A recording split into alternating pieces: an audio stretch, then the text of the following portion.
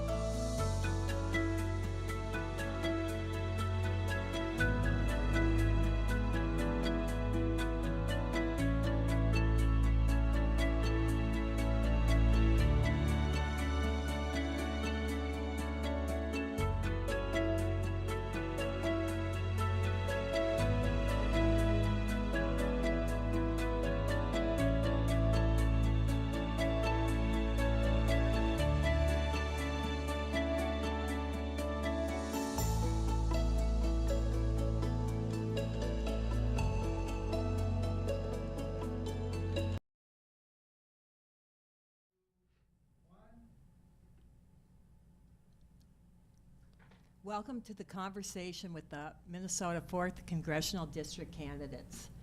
My name is Margot Reinberger, and I'll be serving as host of today's program. My featured guests are DFL-endorsed candidate Betty McCollum and Republican-endorsed candidate Mai Laura Zhang. This will not be a traditional forum. It will be more of a conversation, a fact that was known to both candidates prior to their agreeing to be part of this. And I chose it that way, and they thank you for both agreeing.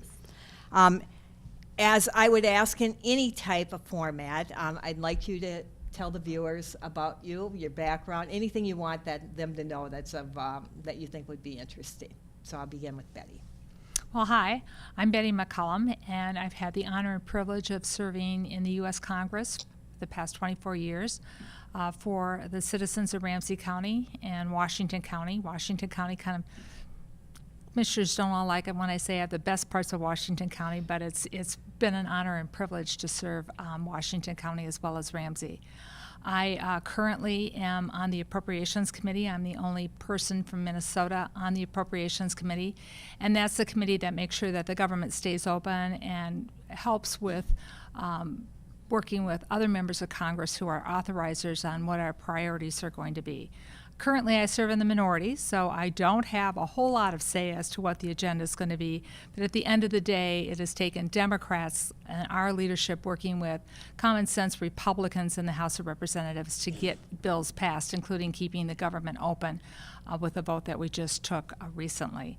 So I like to just say a couple of personal things about me. I've lived in the 4th Congressional District. I'm the mother of 2 fabulous adult children, and it's just a privilege to represent an area that has 2 nationally recognized rivers in it, the St. Croix here in Washington County and the Mississippi River in St. Paul. Yep. Thank you. May. Yes, thank you so much for giving me this opportunity Absolutely. to come here and speak. So a little bit background about who I am. I was born in a refugee camp in Thailand. My parents fled communists in Laos after the Vietnam War. I came here when I was 8 years old. I grew up in a large family, 5 brothers and 5 sisters with 2 parents who did not speak English. But what I learned and I was taught at a very young age is that it's not where I was born or where I come from. It is my hard work and my dedication to myself will define where my destination is, where my fate is. And so from there, after my graduation, high school graduation, I became a teacher assistant in St. Paul Public Schools, and then an educational assistant, which I interpret Hmong for Hmong families in St. Paul Public Schools while I was pursuing my education and my license in teaching. I was a teacher in St. Paul Public Schools for 20 years. I raised 4 children, 2 boys and 2 girls, and my 2 boys, which serve in the U.S. military. And when they were very young, I was a single mom. I also pursued my higher ed, my master's in educational leadership. So while I was a full-time teacher, I was a full-time mother and also a full-time student. And with that hard work, I was able to live the American dream, and I am the product of that, the American dream that we have in this country. Prior to being a congresswoman, what was your political background? Well, I started out being just engaged in my community, getting involved in everything from local politics, from when I was in North St. Paul, actually leading to me running for city council, knowing that some park equipment needed to be replaced, and my friends and neighbors said, well, maybe you should run for the council and we can get all the parks fixed. While I was doing that, I was working part-time at Sears, and I also went back to school as an adult with 2 small children. So I got my teaching degree, substitute taught for quite a while, continued to work at Sears, which is now closed at Maplewood, and then was asked to run from the state legislature. So I had the honor and privilege of serving in the state legislature, and I was just getting ready to kind of end my term there and maybe not run again after the election in 2000, when Bruce Vento found out he had mesothelioma, and once again, friends and neighbors endorsed me to run for Congress. So that's kind of been my background, and I learned early on that the most controversial things you get involved in are at the most local level. So if you can take the heat at the city council, you're prepared to take the heat in the U.S. Congress. May, do you have any political background experience? I do not, but I've been a public servant since I was 18 years old. Like I said, you know, being a teacher assistant to educational assistant, and then a teacher, and then being a community leader, a mentor to students and young adults. These are my background. I work with a lot of underprivileged students and families, and so from there, I know that those are the type of people that are voiceless. They don't know how to, share what they're going through, and I want to make sure that I represent them and run for Congress, so that way I can represent families like that, and also to really represent the District 4. Well, It's I'll such find- such a diverse community. It is. I'll find this very interesting. I'd like to know, when you guys are talking to constituents, I want to see if there's similarities on issues. What are you hearing? What are the main issues and concerns for the constituents? Well, so I attended all the parades in District 4. I've gone lit drop, door knock, everywhere, and talking to thousands of people in District 4. And what I'm hearing is they're suffering at the grocery stores. Their community's not safe. Education, their kids are not learning as they used to anymore. And so these are some of the issues that I wake up not saying, this is what these are my issues that I want to talk about. These are actually the issues that when I go to the people, that they are telling me that we need change in the district. And let me tell you, when I first, decided to run again, I had this guy came to me and handed me $5 as a donation and said, I only have $50 to spend this week, but I'm giving you $5 because I can't afford groceries anymore. I mean, the taxes are killing me, but I believe that you can bring change into our district. That is the kind of person that are approaching me that want change in our district. There's another a fellow that I went into my WinWed account, and I noticed that the past few times, I would say 3 or 4 times, he was donating about $4, $5, and I thought that was really interesting. Believe it or not, 2 weeks ago, I went to this event that I was invited to speak, and we were sitting at a table, and because I recognized his name, and he has a name tag, he was sitting in front of me, and I thought, oh my gosh, I recognize that name. And he, you can tell that he has some kind of, disability. Mm-hmm. But the fact that he was willing to give me, the amount that he mm-hmm. could afford, $4, $5, and he said he believed me, because I went and, and asked him and told him, I said, I really appreciate you donating to my campaign. I noticed your name, and I noticed you donate a few times to my campaign. That is the type of people in district that they're suffering. And one more story. Last weekend, I went and met a senior, and she said, look, my husband died last year, and now, I don't get much. I get about over $900 a month. And I pay $800 a month for rent, and then after bills, I can't afford anything. I want to commit suicide. I want it to die right now because I can't afford groceries. I can't afford anything else. But like her friends and families said, no, you can't do that. She handed me $1. She said, I need help, and I believed in you, and I believe that you see the suffering of the people, and that we need to do something about. So these are the type of people that when I go out there, when I door knock and I see them, that is what they're telling me. It is not why I'm running, it is what the people want. Okay, my guess is over the years in politics, you also have come across people who are just diehard, I short of the word fans, but diehard admirers of you. Well, I would just want to say that I think we've had some of the same experiences, and it is heartbreaking. As I said, I served on the City Council in North St. Paul, and so one day I was going through my campaign contributions. This is early on in my career in Congress. And I recognized a name. It was a woman. I knew exactly where she lived, over by the Target in North St. Paul, and I saw how much she was giving a month. It was $10 a month. And I called her up and I said, I'm coming over. And I brought some cookies and we had tea. And I said, and I won't mention her name, she's since passed, but she has family in North St. Paul. I said, you shouldn't be doing this.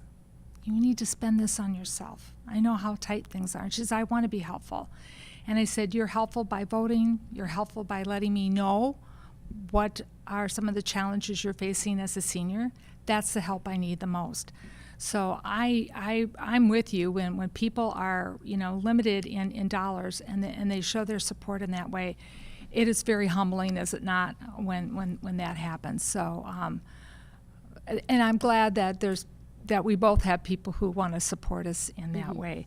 But I still door knock.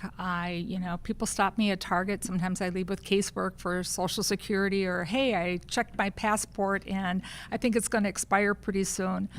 Sometimes I don't think it. When I come in on Monday into the district office in Minnesota, they know I brought work with me. So I hear a lot about what is happening, and people are very concerned about what's going on in the economy. It's getting better, but people are still really struggling. And I hate to think what would have happened if we wouldn't have been able to pass what was called the IRA, the Inflation Reduction Act, because prior to COVID, the inflation rate is the same rate that the inflation rate is right now. But when we had COVID, the inflation rate just, skyrocketed up. Supply chains were bad. People weren't working. Businesses were closing. And because of the Inflation Reduction Act, we're now starting to see some of the suffering ease. People are still struggling. There's still more work to be done. But I know from the work that I have to do on the Defense Committee traveling internationally that we are in such much better shape, even as a democracy compared to England and Sweden and Australia and other places that I've been. Our economy is coming along. There's more work to do. I couldn't agree with my constituents more that there is more work to be done, but we're in a better place than we are in many other places around the world. But the other thing I'm hearing about is I don't want my freedom taken away from me, especially from women. They are so anxious about what has happened since Roe v. Wade, what will happen for their daughters, what will happen for their niece's choice, what will life be like for their granddaughters when it comes to birth control and making, very personal healthcare decisions, sometimes that are life and death. They're very worried about their freedoms. And I can't think of one freedom, I put this out a couple of times, I can't think of one freedom that limits anything that happens medically to a man for making the decisions on their personal health. But the fact that we now have people that I serve with who are for a national abortion ban. And if that happens, the freedoms that the Democratic state legislature and Governor Walz protected here in Minnesota, they could just disappear with the snap of a finger. So I hear a lot about that. And then safety, especially when it comes to gun violence. We just had another random person shot in St. Paul. The person that came isn't even from the local area in the Twin Cities. The gun violence that is out there because there are so many guns on the street, and we need to work for gun safety laws. I know what it's like to go into a classroom and have a student had committed suicide the night before and have that empty desk. Thank heaven some of the other faculty members came up and we arranged the desks in the classroom. You can imagine what that's like, the whole building's affected. I saved one one student from that. It's just heartbreaking. But it's easy access to guns, and the fact that we still don't have as much as everybody thinks that we have gun safety measurements in place, we don't. Trigger locks, the safe storage in households, the tragedy that happens with children in the Twin Cities when somebody's left a gun out, they pick it up, they think it's a toy, they shoot someone else. So people talk to me a lot more about what can we do about protecting our personal freedoms, what can I do about protecting my personal safety, and then creating hope and opportunity in the economy in the future. That's what I'm hearing. I think that, it's great, and I'm glad that you brought up the women reproductive rights and women's rights, but I feel like you voted against Title IX, also a bill that would deport illegal immigrants who committed crimes against women, and you voted against that. And I think that we should really, when we think about women's rights, these are the rights, women's sports and protecting women. I am a victim of a domestic violence, and I think that these are important bills that we should, and not just vote party line, but really vote what the constituents and what's good for District 4. And when it comes to guns, I had the honor to, I went to Lakeville High School, and what they did is they had a safety measure or a safety plan for gun violence and mass shooting. And it was created by these two men, and I'm not going to go into all the details because I'm not an expert on that, but I did a tour at Lakeville High School, and they also created this safety plan for elementary, where they have the school, they created this really, really nice safety plan for the school where if there's any intruder or mass shooting or anybody with guns or any violence, people coming into the school, that they would have this plan ready. Also, line up with like the police force in the community. And so this, my plan is that I hope to get into Congress and pass this school safety plan for all schools, because there is a safety plan out there that can prevent mass shooting. And if we talk to these two guys who created this amazing plan for Lakeville High School and the elementary, we can duplicate this statewide and also nationwide. School safety's got to School safety is huge, and I couldn't agree with you more that we need to do things about school safety, but let's talk about these mass shooting events. In part, it was because the assault weapons ban was allowed to expire. I serve on the committee that oversees the funding for the Department of Defense. The weapons that are being used now in these mass shootings, they're weapons of war. These are not hunting rifles. These are not, I have a pistol at home in case there's an intruder, or I have a small business and I might have my nightly deposits with me, and I'll feel like I can protect myself if I have a handgun. These are assault weapons. And it's not just schools. It's movie theaters. It's rock concerts. It's what happened in Las Vegas out in the open air. It is what's happened at grocery stores. So we need to make sure that our schools are safe. But this is much bigger than schools. And I think you and I both, having been in schools, knowing probably what we would do as teachers to protect our students would be we'd put our lives on the line for them. But this goes back to the whole point of how we address gun violence in the community at large, because the schools are just another touch point in which these guns have now had access to go into. And the bill, I have voted on several different bills when it comes to dealing with immigration laws, changes and reforms. And so sometimes there might be one kind of got you thing in there, like, you don't want to protect women who maybe have been murdered by someone who is here illegally. Well, if they're caught, they should be immediately transported out of the country. But a lot of those bills take away due process. And you and I remember under the Trump administration when they were talking about deporting people back to Laos and other countries, just literally rounding people up, maybe for something as small as a youth making a small discretion and committing a small shoplifting crime. No due process. Boom, you go back to Laos. So I read those. I disagree with that, because that hang bill on, let her was- finish. Let me finish. That bill Let her was finish. introduced by Bill Clinton, President Bill Clinton. Yeah. Well, I didn't vote on any bills. I didn't serve under the Clinton administration, so I couldn't have voted on the bill that you're talking about. Bill Clinton was not president when But I it was served. started. That bill started with Bill Clinton. Okay, so you said I voted for it. Now you say it started. I with- didn't say that you voted for it. I'm saying that. Well, I'm not that- going to argue. Okay, with hang you. on. Let me hang finish. on, I'm not hang going to on, argue with you. Yeah, right. Are you for what President Trump's talking about now with doing deportation, and you can be deported without any due process? Because those are the bills that I'm voting against in the U.S. House of Representatives. No due process at all for people who are here even on a green card or here legally. They would automatically be sent out of the country without any due process. No day in court. But you said that you're protecting women's I rights. asked- You're protecting women's rights, but you're voting against women's, protecting women. So like I said, Title IX and this title where you're supposed to be protecting women and sending illegal who committed crimes against women.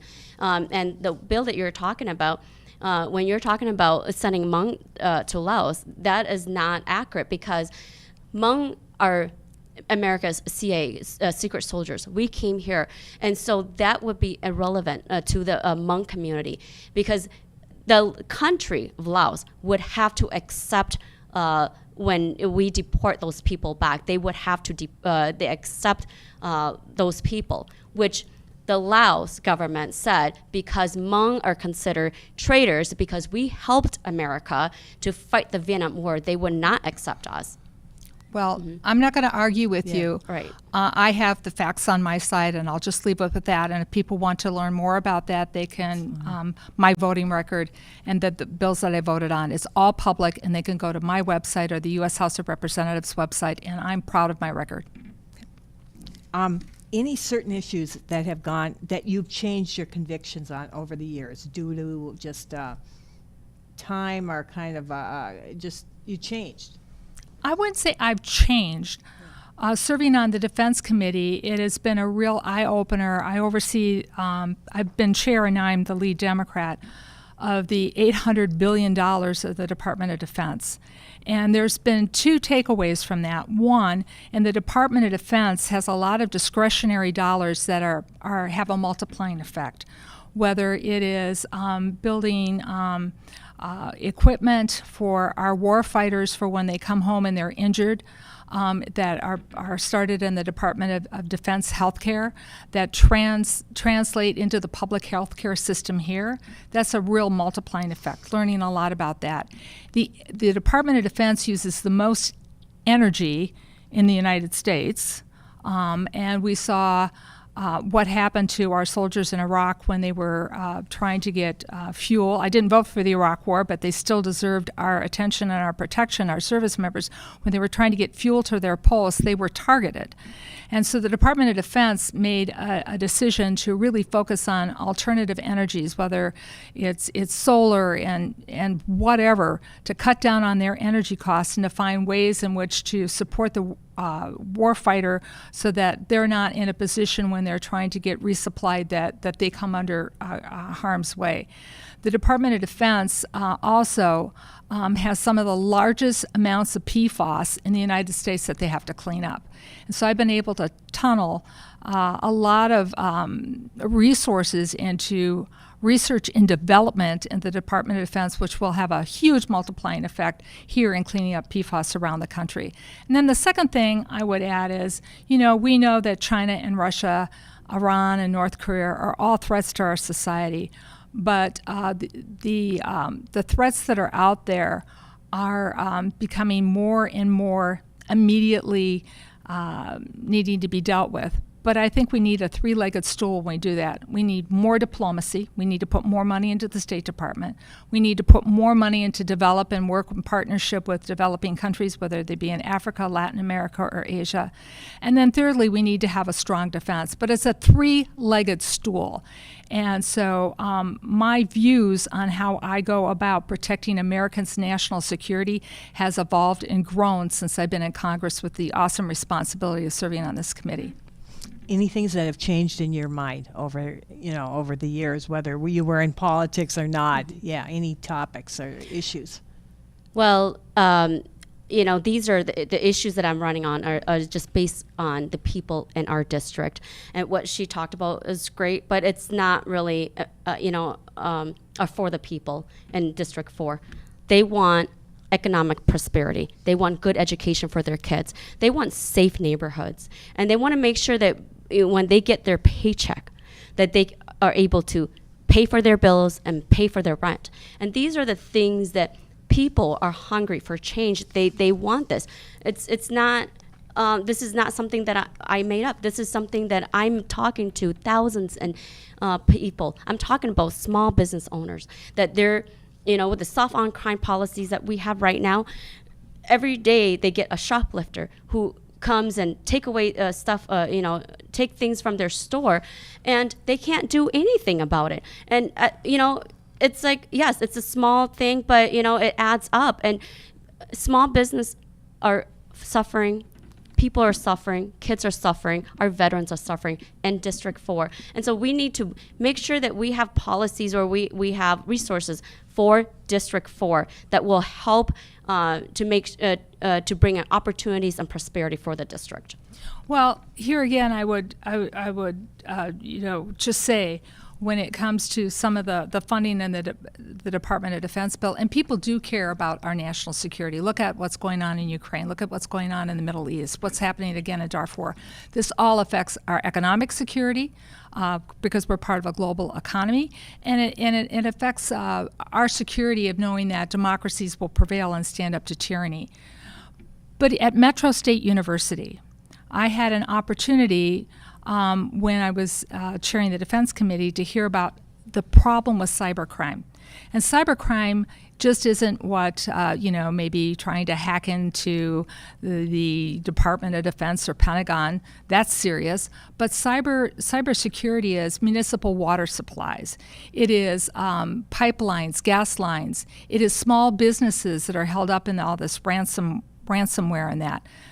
Businesses I talk to that are constantly under siege, not feeling safe and secure when they're online. And a lot of businesses now have online as part of their business marketing plan.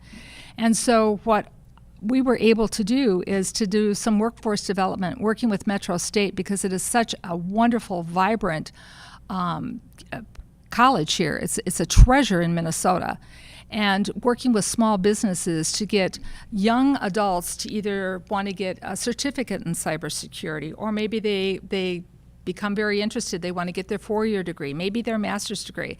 And as that moves forward, they might decide that they want to move up and work for the FBI, for the Department of Homeland Security, and other places like that as they acquire more skills. But in the meantime, they're bringing skills right back here to Minnesota for that. And I take no back seat to making sure that the people who put on our military uniform, whether they're Minnesota National Guard right here from Stillwater, Minnesota, whether they're from AHATS in Arden Hills, or from any place in this country, the military students that I get to nominate to go to the military academies, I will not apologize for making sure that they have everything that they need when called upon to do their mission and come home safely. That's part of my responsibility when I take an oath of office, to defend the United States from enemies from abroad and from within.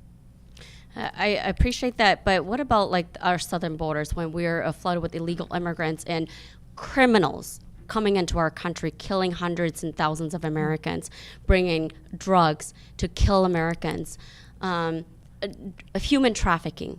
And so when we have an open border, and with the administration right now, when they are okay with the open border, they're condoning human trafficking, drug trafficking, and they're okay with the cartels controlling our borders. And this is what is a threat to America, a threat. It's not when you talk about a security for our country. Well, when we have an open border and we have all these criminals and all these drugs coming into our country and killing the people, we don't feel safe. We don't feel safe at all. Even in Minnesota, as far north as we are, and we are bordering Canada, we still feel that threat. I don't know if you visited the southern border, but I did 2 years ago, and I saw and I spoke to families that live by the border. One a father, she has 3 daughters. He has 3 daughters. He said, every night I'm scared. It's a struggle because some of these illegal immigrants, I don't know if they're criminals or they're what, but they come and destroy my fence, they hide in my cars, destroy my property, and this is, and then I have to fix that. That comes out of my pocket, and I can't afford to do that. But I have 3 daughters. I have to protect them. I have to make sure that they're safe. Okay, hang on, you guys. I'm going to just say lower the tone a bit. I want it more conversive with facts in that. Okay. Yeah, and you go ahead. Well, first off, I've been to the border. I've been to the border, whether it be California, Texas, all across the United States. I've been to the border. I've spoken to people who are, oppose the border wall that Trump wanted to put up because it would mean, their property lines changing, things like that. They want a common sense solution. And I agree, people should enter this country legally. They should enter this country legally. And I have always voted for bills that create opportunity for people to come to the country legally, apply for asylum when they first come in, and also immigration reforms that would allow the dreamers to finally maintain their status here and be able to live lives fully participating as the American citizens they grew up to be since they were children. So there's a lot of work to be done, but I really support what Vice President Harris put out yesterday, that you have to come through the border legally, that if you come through the border illegally, you'll be deported and you won't get a chance of coming back again and being a citizen. And that if you have refugee status, you need to apply for it there. We need to adjudicate it there.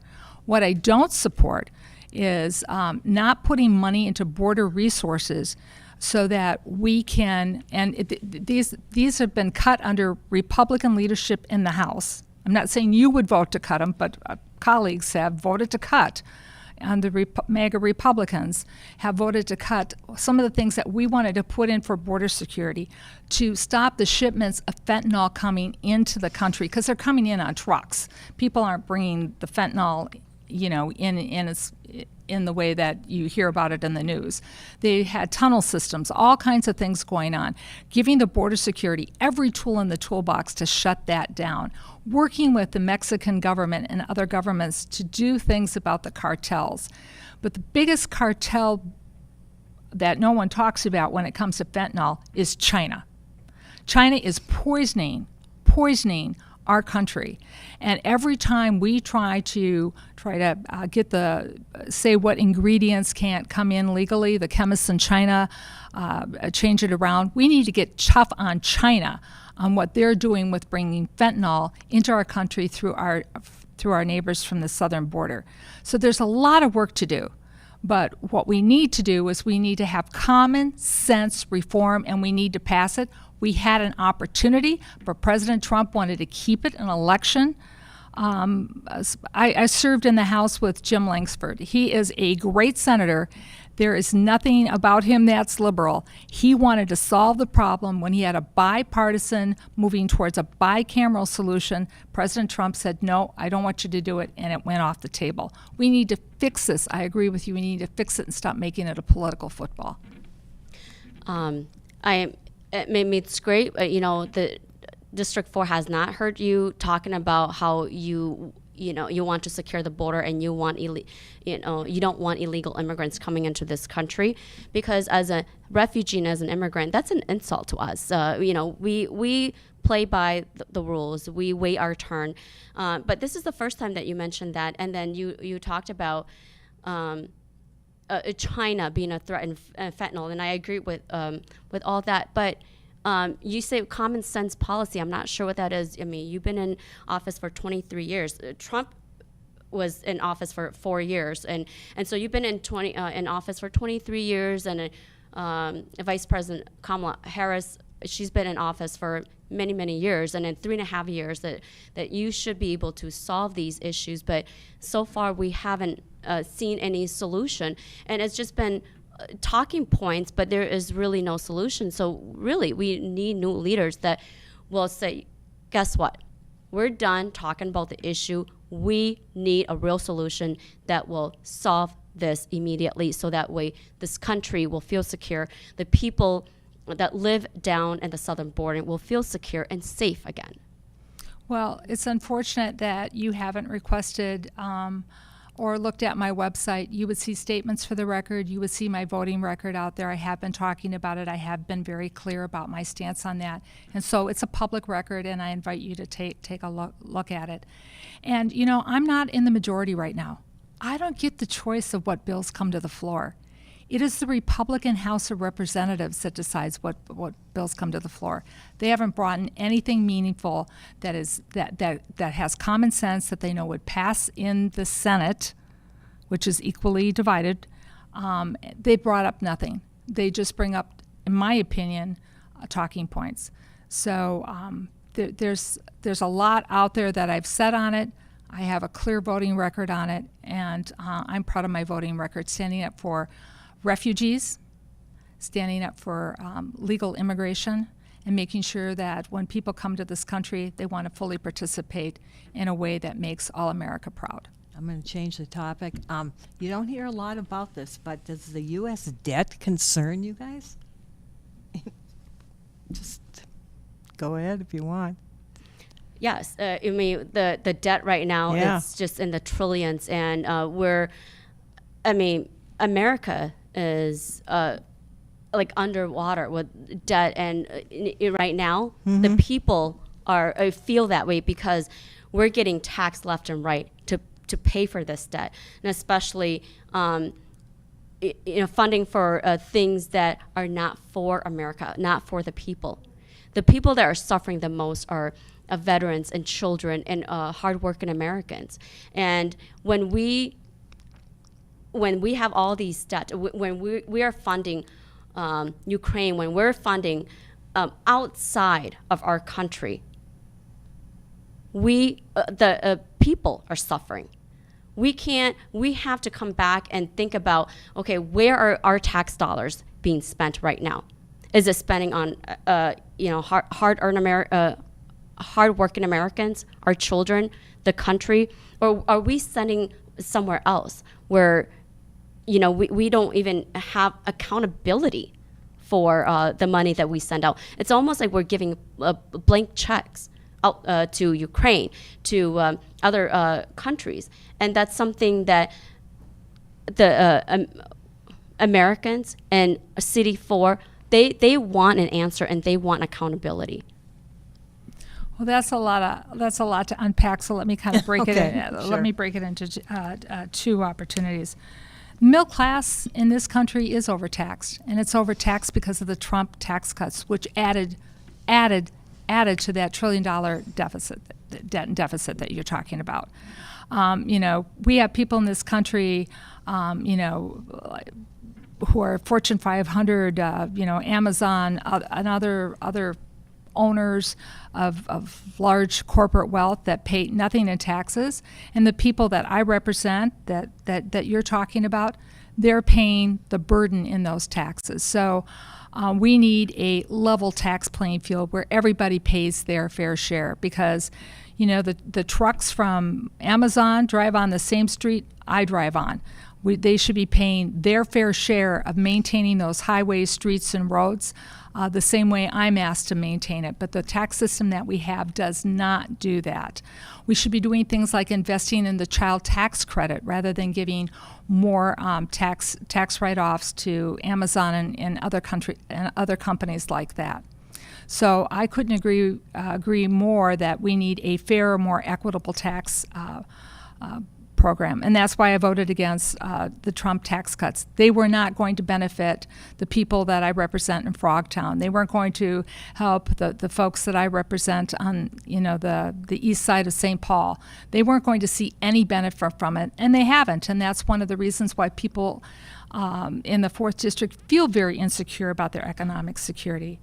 But the point about how much we spend outside of our borders, I happen to believe that I would rather have Ukraine fight the war that it's fighting rather than to have Putin invoke his way with taking all of Ukraine and then threatening Poland, Germany, and other countries in the European Union that would lead us into a full-scale war. Putin is playing a very dangerous game here, and it was just shocking to me to see President Trump say to Vladimir Putin, the president of Russia, is someone he can work with, while he was standing next to the president of Ukraine, who was standing up and fighting against someone who invaded their territory. So, I think sometimes democracies have to stand up for one another, because if we don't, the autocrats will overtake the world. But most importantly, we need a tax plan that shares responsibility and doesn't pin it all on the middle class. But you blame a lot on Trump in 2016. You know, he's been in office, and I'm not, you know, like speaking for Trump or anything, but I feel like you've been in office way longer than Trump. You've been in office for 23 years, tax cuts for the middle class, all these things that you have control over.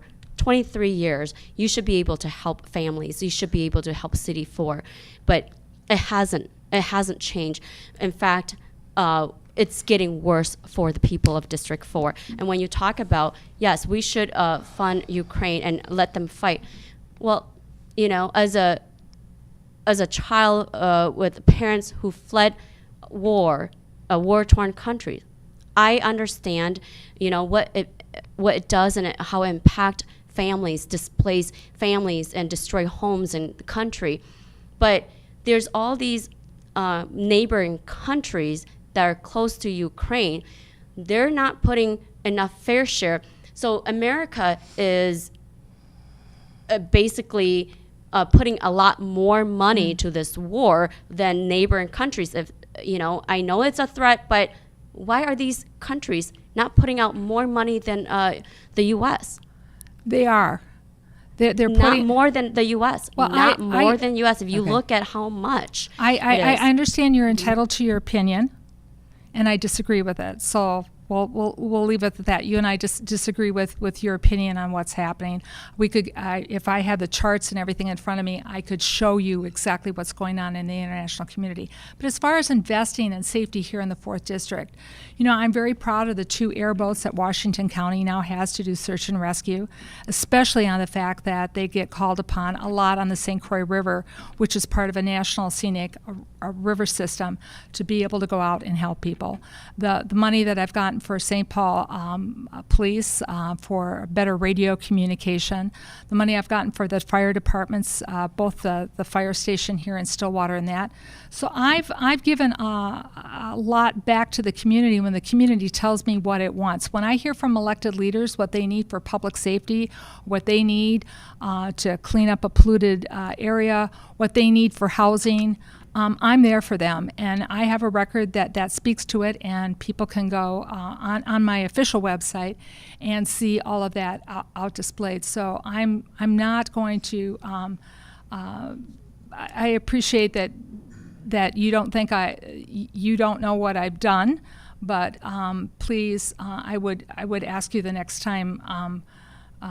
Before you accuse me of not putting dollars and making the 4th District a priority, that you go to my website and at least look at some of them. You might disagree on some of the priorities I put funding into, but to say that I haven't is not a truthful statement. This is not from me. This is from the people of District 4. I'm not accusing of you anything. It is the voice of District 4, the people, the hardworking Americans from District 4, not from me. You have not been there for them, and it's very apparent. Well, okay, hang on. Okay. She has won by a lot, you know, in her re-elections. Okay, so to sweep in the people as like one voice, do you agree that might be a bit strong? I mean, there are others who really like her and keep re-electing her. And so when you say the people, you make it sound very, like it's, Well, I'm just know, trying to, to- no, to be fair, there are people who don't agree with my opinions. sure, of course. Absolutely. Yeah. And you're speaking out on their behalf, and that's what elections are all about. Yes, and you may represent like a small group in the in the district where they're voting for you, but the majority of the people, like the minority groups and all the people in District 4, I mean, it's been tough for them. It's been tough.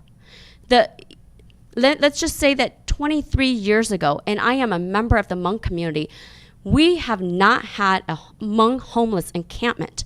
23 years ago, now we do. Okay, we see homeless encampment everywhere in District 4. And so if you have helped the people, why do we have so many veterans that are homeless, children that are homeless, Hmong homeless encampment now? That is new. And so what we want is answers. Where is our representative that's willing to help us, get us resources, so that way we don't have to suffer and we don't have to go through this? Well, your representative voted against portions of Project 2025 that were in the Republican appropriation spending bills, which would have cut the only program that helps to build low-income housing for the very people you and I want to house by 60%. Cut veterans' benefits, millions and millions and millions of dollars that go in towards helping veterans stabilize their lives. So I've been having to play defense for the people in the 4th District. I want to go back to Congress and move forward on some of these issues that you're talking about, because I see them, I hear them, and I feel for our community too that there's more work to be done. I'm going to just change topics. Okay. Okay, so are there any other topics that are brewing and that you want out right now? I mean, that you want to express opinion on? Well, when she mentioned Project 25, I don't know what she's talking about on that, because basically, I don't know if you have gone out and talked to people, but nobody talks about Project 25. Nobody knows what Project 25 is. And right now, we keep going back to safety neighborhoods. People are scared, okay? People are scared to go outside. Even children are afraid to ride their bikes. It's not safe anymore. I've talked to hundreds of small business and District 4, and they're suffering because of the soft on crime policies, the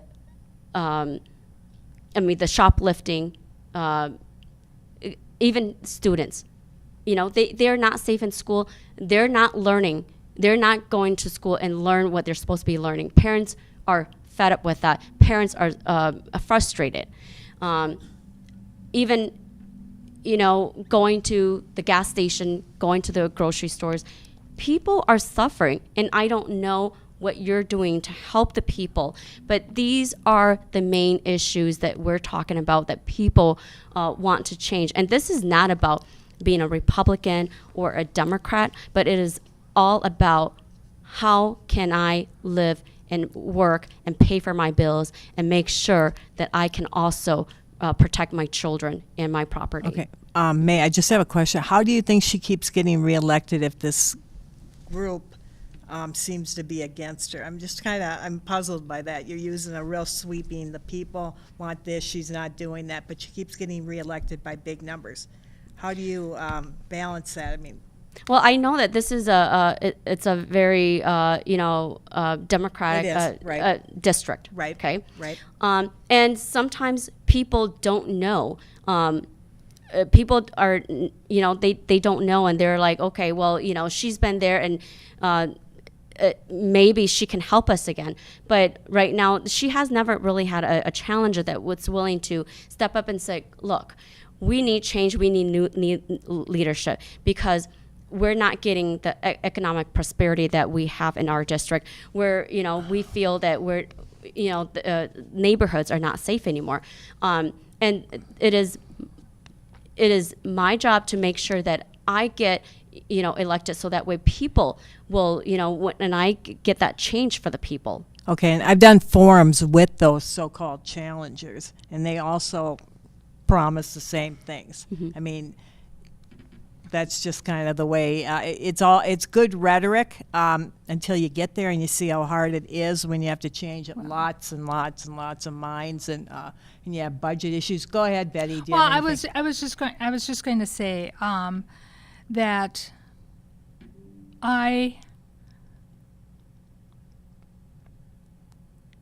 it's not about how I win, or the numbers that I win by. And I get a report card every 2 years. And every 2 years, I door knock, I go around in the neighborhoods, and I talk and I listen to people. And what I hear is that they want more opportunity, not less opportunity. And if right now in the Republican House, and that's who you'd be conferencing with, the Republicans, I mentioned programs that, for housing that they're cutting, 60%. They're cutting WIC for women, infants, and children. They're cutting Title I education, which, as you know, is really important to our public schools here. Those are the kinds of cuts that I'm fighting against. So right now, being in the minority, I have to be a backstop for some of the things that would harm the people that I call my friends and neighbors. This is my community too. And I would just really encourage you and others, to, have specific things, and not just, you mentioned general things like, and I can tell you haven't really had the opportunity yet to go out and really, read my statements for the records, be on some of the virtual town halls and that I do. Talk to the school superintendents that I speak with regularly, the mayors that I talk to, the county commissioners that I talk to. And when they need road improvement ideas and when they need help for things, I've always been a willing partner. So you might not see my name on everything. I don't run a lot of commercials about myself. I just believe in rolling up your sleeves and getting the work done. I don't care who gets the credit for it, but I want to go back and continuing to do the good work that I've done and hopefully go back in the majority so that we don't have the continued chaos with having the Republicans re-elect speakers and not being able to bring their own bills to the floor and pass them, and then having all this drama where Democrats have to, sit down with Speaker Johnson and get a bill passed so we don't have a government shutdown. So I'm looking forward and hopefully come back in the majority so that I can prove to you and to some of the people that you've talked to that there is more work to be done, and I'm the person who's willing and able to do it. I'll give you a final, but very short, because I have promised to get out of here. Yeah. Like I said, you probably, you do have a record, 23 years in Congress, and I'm not saying that you haven't done anything, but I think that the District 4 do feel that you haven't really done much for our district, bringing in opportunities, especially to many communities in this district here. It's hard when you go, and I'm not talking to just like a small group of people. I'm talking to a lot of people. When I go to parades, I don't see you. People don't see you, and I was hoping to run into you, but when I was on Thursdays I vote, so I was doing my job in Washington D.C. Oh, Sorry, yeah, I couldn't make the about, parades. All parades, yeah. There's a lot of parades in District 4, but it's good to have a leader who will be there for people and who will, fight for all the things that, the soft on crimes and the economic, downfall that we're suffering right now, and education that's, that the students are suffering, and everything else, and so I just hope that, what you're doing, for 23 years. We need a better leadership that will help District 4.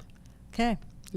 Thank you. I really enjoyed the passion for me, because it made for an informative thing. It was much more higher level than I thought. You have two women who care about their community. There you What do go. you expect? Okay. Exactly. Hey, lots of passion. Betty, 3 women. Three women. I was trying to give you the grace of being a moderator. I know. But no, thank you both. It was really an honor to have you both here. I appreciate it. I feel very honored to be the host of this show. Well, thank you. Thank you Thank you. for joining us.